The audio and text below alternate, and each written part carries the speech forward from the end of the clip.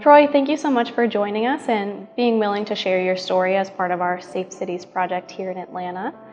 Can you tell us a little bit about your journey through addiction and recovery?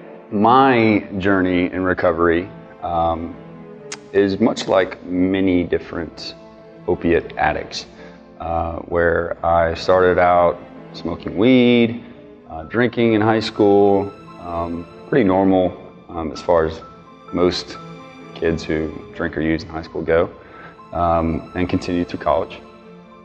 It really didn't amplify or become a major problem until I was about 26, 27, and had a back surgery. I had a major back surgery. Before then, I really didn't have a problem with opiates. I mean, I would take them or leave them. But when you're on them for such an extended period of time, your body becomes dependent on them. Did you realize when you were only doing pills that it was a problem? Not so much.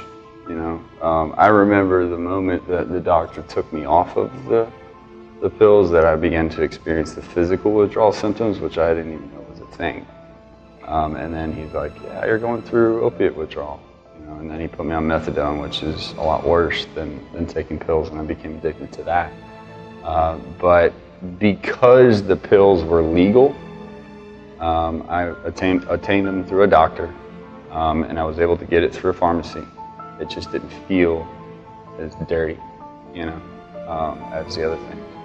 But in my opinion, it's what starts this whole heroin problem for so many people. And it's really where there needs to be much tighter regulations or more awareness brought to the table, because so many heroin addicts get started with pills. So I do want to get into like how you hit bottom with heroin and the moment you decided that you genuinely needed help with it. There were several bottoms that I hit with heroin. The first was with when my mom found me overdosed in my bathroom. I was staying with them at the time because I had lost my job. They had sent me to an IOP, which is intensive outpatient, for counseling. At that point, we started to dig with the counselor for some of the PTSD, some of the trauma I experienced as a kid. Those are some of the reasons why I used.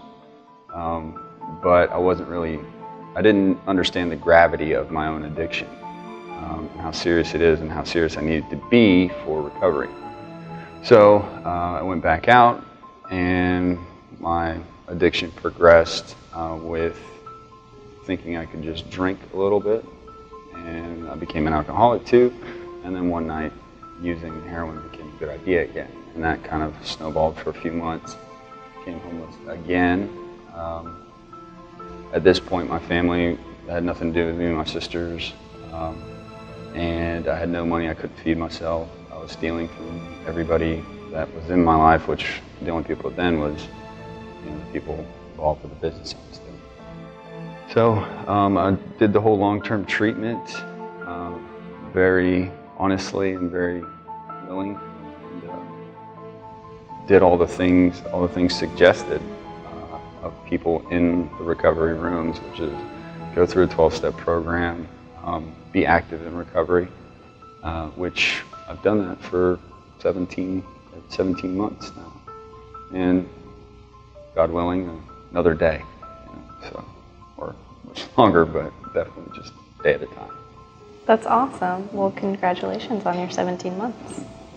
Can you tell me a little bit about your relationship with your family? I know you said they eventually cut you off, but how did that progress, and how was that roller coaster for you? My family didn't really understand the addiction. They're like, "Why don't you just stop? You can see all the harm that you're causing. Why don't you just stop?" It took a toll on them financially, emotionally, many sleepless nights.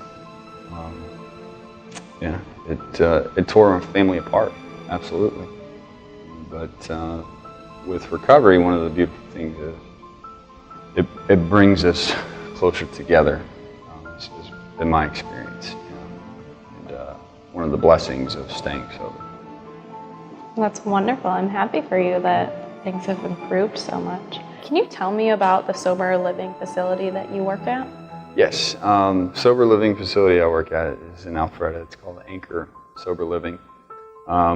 Basically what that is a community for people in recovery. My facility is just men in recovery, to have a level of accountability for a lifestyle of recovery.